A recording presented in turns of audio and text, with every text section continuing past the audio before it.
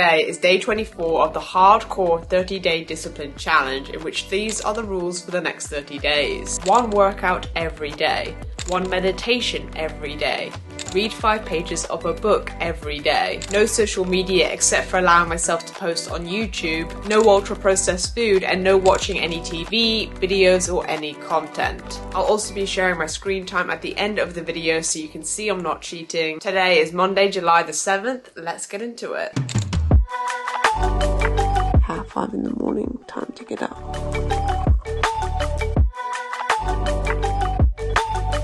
6:40, time for a run.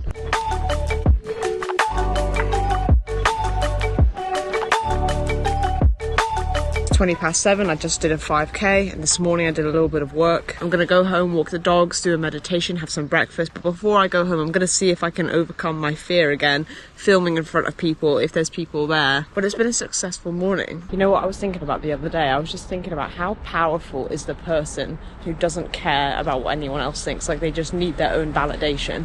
And even today I'm feeling a bit more confident of overcoming this fear. I still feel the fear 100%, but I'm way more confident than the other day. That powerful person is who I aspire to be. I need to go home and give my mum the car, but even just walking past 2 people, if I do that bit by bit, the fear is just gonna go away.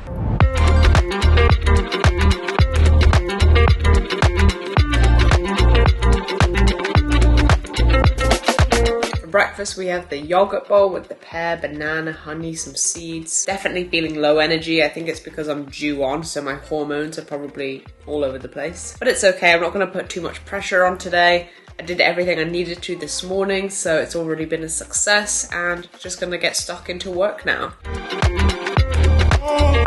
So I got a comment the other day about sleep hygiene, and someone said this is something they really struggle with, and so let's do a video on it, because this is such an important topic that I don't think a lot of people take very seriously, or they don't make sleep a priority. And if you're someone who's watching my channel because you want to build up better habits, or you want to build up your discipline, well then your sleep directly impacts all of that. Because just think about it, when you're tired or when you're not sleeping well, you're more likely to make bad decisions. Your energy levels, your willpower, your focus, all of that the next day is just awful if you haven't slept well. And so lack of sleep makes it much harder for you to make good intentional choices. And sleep is something that I've been on a massive journey with myself. I used to get terrible sleep for my whole childhood. I even got put on sleeping tablets at one stage when I was a teenager by the doctor. But now, years later, I literally sleep 80% of the time, a solid 8 hours per night, and it's consistent. And so let's get into a few practical tips which will help you to improve your sleep, and in turn help you to build your discipline and help you to keep consistent with those good, healthy habits. So firstly, I think it's really helpful to think of sleep like a cycle, and guess when is the moment that you should start preparing for a good night's sleep?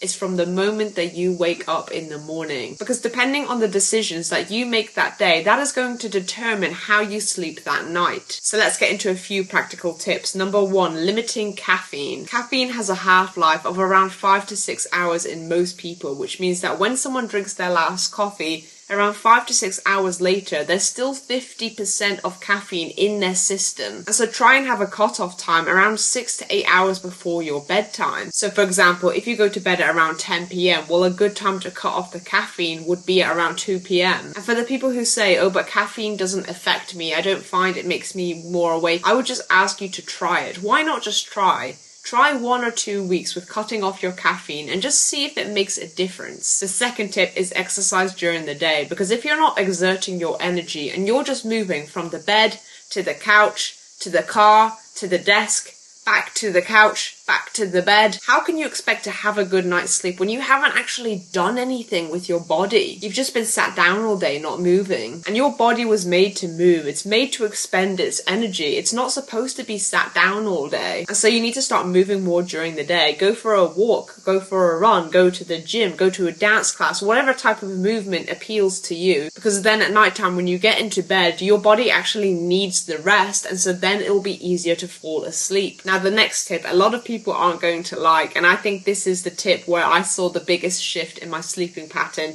and it's to get up and go to bed at the same time every day. And the reason why this works is because your body runs on an internal clock, and it's called the circadian rhythm. And this internal clock lets your body know when it's time to go to bed and when it's time to wake up. And so if you're going to bed at 2 a.m. one night, and then the next night midnight, and then the next night you stay up till 4, and then the next night 10 p.m., your body is so confused. The truth is, your body doesn't know whether it's a Friday night or not. It's just trying to follow its own internal clock. And you're basically training it to be inconsistent. But when you go to bed and wake up at the same time every day, you're now training your body to know exactly when it's time to wind down and feel tired and go to sleep, and when to wake up in the morning. And over time, this consistency helps your body to adapt, and naturally you will start to feel tired at the same time, and you'll start to feel more awake at the same time. It will be easier to get up in the morning. And that's why I personally get up early every day, even on the weekends, because I know I'm gonna sleep my best when my body has a consistent routine. And obviously this doesn't mean you can never have a late night here or there, but it's just about aiming for consistency. Of course you can still go out with your friends and still have nice occasions, but it's just aiming for 80% consistency. And if you're someone who finds it hard to wake up in the morning time, but you want to start working on this, well then I'd recommend for like 2 weeks setting an alarm at the same time, and you say you're going to get up at that time,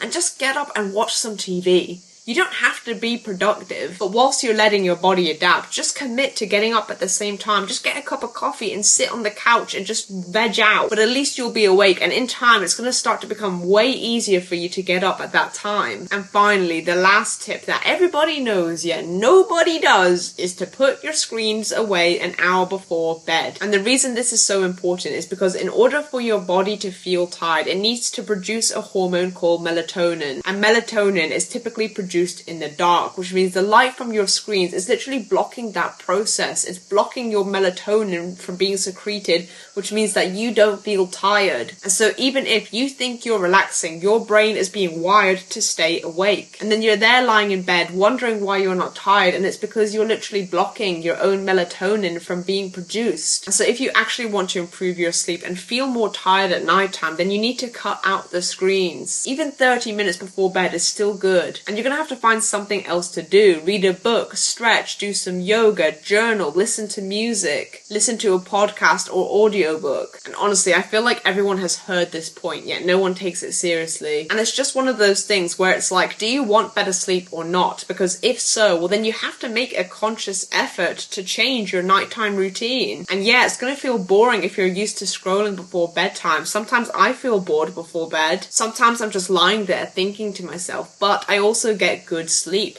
I wake up early every day. I'm so productive during the day. I'm able to keep consistent with all of my good habits. I typically have consistent good energy levels, and so you have to make a choice. Which one do you want more? And all of these things don't just shift overnight, by the way. It took me around a month of implementing these tips to fully see a shift in my sleeping pattern, because it takes time for your body to now adapt to a more consistent routine. And so you have to be patient with it too. Let's say you're someone who scrolls before bed, and now you've stopped the scrolling, you're trying to go to bed without the phone, but you just can't sleep that night. And so the next night then you start scrolling again because you couldn't sleep. That's the problem. You're looking for a quick fix. You expect yourself to just sleep well the first night, and that's most likely not going to happen. If you've had a bad sleeping pattern for some time, or you've had bad sleep hygiene, well, it's going to take some time for your body to now adapt. Getting good sleep is a commitment, and you need to make the conscious effort. And that might mean being bored at nighttime. It might mean putting away the screens, turning off the Netflix even though you're on a cliffhanger, waking up in the morning even when you don't want to, finding something else to do with your evening. And so Mariana, I hope that could help you in some way, and I just wanted to say that I know you've been a subscriber for a long time, and thanks for always supporting me on my channel. I always see your comments. It doesn't go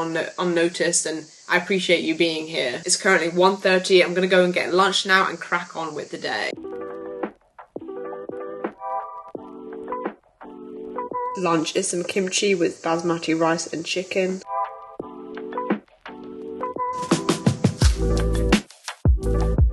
It's currently 6:20. It has been a busy day, but very productive. I got a lot of good things done. I finished work at 5, did a bit of reading. For dinner, I had a homemade lentil lasagna with some salad and beetroot. I'm heading down to the sea now, and I'm gonna have my Greek lesson. I'm gonna try and get home earlier than yesterday because I want to get to sleep earlier, and now you understand why after today's sleep talk.